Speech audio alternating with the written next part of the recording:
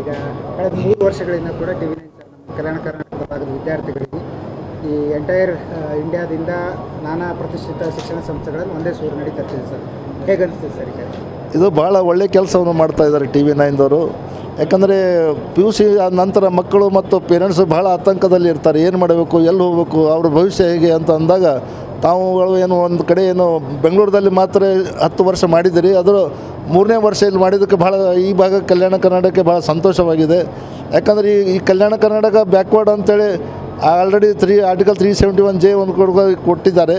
ಮತ್ತು ಪರಮ ಪೂಜ್ಯ ಅಪ್ಪಾಜಿಯವರು ಈ ಭಾಗಕ್ಕೆ ಎಜುಕೇಷನಲ್ಗಾಗಿ ಭಾಳ ಸತತವಾಗಿ 40-50 ವರ್ಷದಿಂದ ಹೋರಾಟ ಮಾಡಿ ಒಂದು ಈಗ ಎಜುಕೇಷನಲ್ ಹಬ್ಬ ಆಗಿದೆ ಈ ಗುಲ್ಬರ್ಗ. ಯಾಕಂದರೆ 3-4 ಯೂನಿವರ್ಸಿಟಿ, 4 ಮೆಡಿಕಲ್ ಕಾಲೇಜ್ಗಳಾಗಿದ್ದಕ್ಕೋಸ್ಕರ ಈ ಮಕ್ಕಳಿಗೂ ಕೂಡ ಈ ನಮ್ಮ ಕಲ್ಯಾಣ ಕರ್ನಾಟಕಕ್ಕೆ ತಾವು ಮಾಡಿದ್ದು ಭಾಳ ಭಾಳ ಭಾಳ ಸಂತೋಷ ಅಂತೇಳಿ ನಮ್ಮ ಟಿವಿ9ದವ್ರಿಗೆ ತುಂಬ ನಾವು ಧನ್ಯವಾದಗಳನ್ನು ಹೇಳ್ತೇವೆ. ಈಗ ಕಳೆದ 3 ವರ್ಷಗಳಿಂದ ಕೂಡ ಟಿವಿ9 ಸರ್ ನಮ್ಮ ಕಲ್ಯಾಣ ಕರ್ನಾಟಕದ ಭಾಗದ ವಿದ್ಯಾರ್ಥಿಗಳಿಗೆ ಈ ಎಂಟೈರ್ ಇಂಡಿಯಾದಿಂದ ನಾನಾ ಪ್ರತಿಷ್ಠಿತ ಶಿಕ್ಷಣ ಸಂಸ್ಥೆಗಳಲ್ಲಿ ಒಂದೇ ಸೂರು ನಡೀತಾ ಇರ್ತದೆ ಸರ್.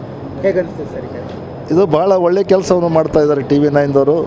ಯಾಕಂದರೆ PUC ಆದ ನಂತರ ಮಕ್ಕಳು ಮತ್ತು ಪೇರೆಂಟ್ಸು ಭಾಳ ಆತಂಕದಲ್ಲಿ ಇರ್ತಾರೆ. ಏನು ಮಾಡಬೇಕು, ಎಲ್ಲಿ ಹೋಗಬೇಕು, ಅವ್ರ ಭವಿಷ್ಯ ಹೇಗೆ ಅಂತ ಅಂದಾಗ ತಾವುಗಳು ಏನು ಒಂದು ಕಡೆ ಏನು ಬೆಂಗಳೂರಲ್ಲಿ ಮಾತ್ರ 10 ವರ್ಷ ಮಾಡಿದಿರಿ, ಅದರ 3ನೇ ವರ್ಷ ಇಲ್ಲಿ ಮಾಡಿದ್ದಕ್ಕೆ ಭಾಳ ಈ ಭಾಗ ಕಲ್ಯಾಣ ಕರ್ನಾಟಕಕ್ಕೆ ಭಾಳ ಸಂತೋಷವಾಗಿದೆ. ಯಾಕಂದರೆ ಈ ಕಲ್ಯಾಣ ಕರ್ನಾಟಕ ಬ್ಯಾಕ್ವರ್ಡ್ ಅಂತೇಳಿ ಆಲ್ರೆಡಿ ಆರ್ಟಿಕಲ್ 371J ಒಂದು ಕೊಟ್ಟಿದ್ದಾರೆ.